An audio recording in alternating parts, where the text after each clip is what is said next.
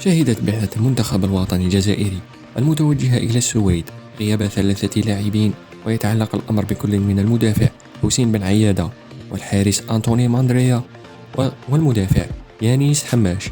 بالنسبة للمدافع حسين بن عيادة فغيابه يأتي بسبب الإصابة، أما بالنسبة لأنطوني ماندريا فغيابه يأتي بعد استدعائه من طرف ناديه دينيبرو للمشاركة في البطولة الأوكرانية.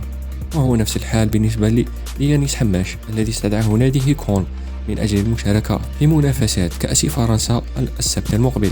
وبالمقابل تم تسجيل عودة المدافع رامي بن سبعيني بعد تعافيه من الإصابة، حيث شارك في ميران مساء الخميس.